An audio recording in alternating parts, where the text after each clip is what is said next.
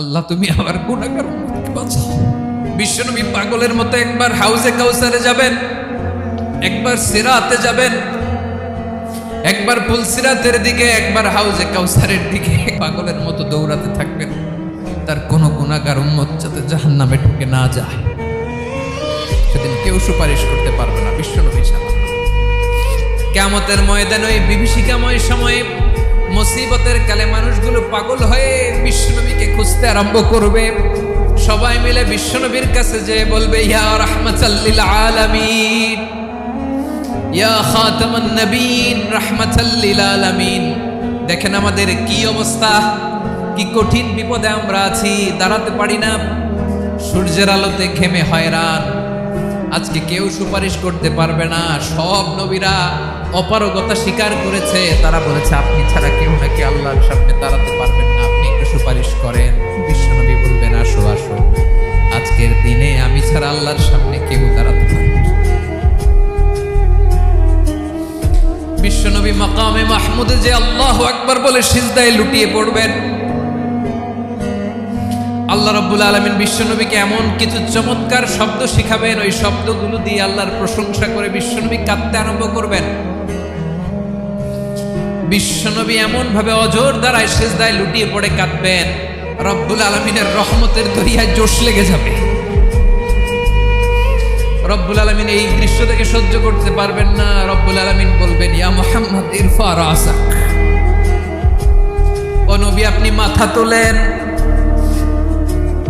মাথা তোলেন, আপনার কান্না আমি সহ্য করতে পারি না।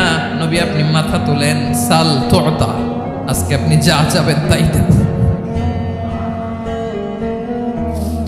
নবী আপনি সিজদা থেকে মাথা তুলেন, সাল তুতা, যা চাবেন তাই দেব। ওয়াশফা তুশাফা, যার জন্য সুপারিশ করবেন তার সুপারিশ কবুল করে নেবেন। বিশ্বনবী এবার মাথা তুলবেন। যে বিভীষিকাময় সময়ে প্রত্যেক নবী বলেছেন আমি পারবো না, প্রত্যেক নবী বলেছেন নাফসি নাফসি, আমার কি হবে আমি জানি না, আল্লাহ আমারে বাঁচাও। প্রতিটি নবী বলবেন নাফসি নাফসি, আল্লাহ তুমি আমারে বাঁচাও, আমারে বাঁচাও। বিশ্বনবী মাথা তুলবেন, তুলে বলবেন রব্বি হাবলি উম্মতি, আল্লাহ তুমি আমার গুনাহগার উম্মতকে বাঁচাও। এই দুনিয়ার বুকে রব্বুল আলামিন সব নবীকে একটা করে দাওয়া মুস্তাজাবা দিয়েছেন, মানে যে দোয়া করলে কবুল হয়ে যায় সাথে সাথেই। দাও বিহা, দুনিয়ার সব নবীরা ওই দোয়াটা দুনিয়ায় করে ফেলেছে। সব নবীকে আল্লাহ একটা করে দোয়া দিয়েছে, নবী দোয়া করলেই কবুল। সব নবীরা ওই দোয়া করে ফেলেছে দুনিয়াতে। বিশ্বনবী বলেন আমি করি নাই। ওয়া ইন্নী আখতাবিউ দাওয়াতি শাফাআতান লি উম্মতি ইয়াউমাল কিয়ামাহ, আমার ওই স্পেশাল দোয়াটা আমি দুনিয়ার বুকে কঠিন বিপদে পড়েও কোনোদিন করি নাই। আমি আমার স্পেশাল দোয়াটা কিয়ামতের দিন আমার গুনাহগার উম্মতকে সুপারিশের জন্য রেখে দিয়েছি। আল্লাহ বলবেন নবী ইরফা রাসাক, মাথা তোলেন, আর কাটবেন না। বিশ্বনবী মাথা তুলবেন, আল্লাহ বলবেন সাল তুতা, আপনি যা চাবেন তাই দেব। ওয়াশফা তুশাফা, সুপারিশ করেন, সুপারিশ কবুল করব। বিশ্বনবী বলবেন আল্লাহ ওই স্পেশাল দোয়াটা দুনিয়াতে করি নাই, আজকে আমি তোমার দরবারে দাঁড়িয়ে কিয়ামতের দিন ওই দোয়াটা করছি। আল্লাহ আমার যে উম্মতের হৃদয়ে যাররা পরিমাণ ঈমান আছে, আমার একটা উম্মতকেও তুমি জাহান্নামে ঢোকাতে পারবা না। বিশ্বনবী পাগলের মতো একবার হাউজে কাউসারে যাবেন, একবার সিরাতে যাবেন, একবার পুলসিরাতের দিকে, একবার হাউজে কাউসারের দিকে পাগলের মতো দৌড়াতে থাকবেন।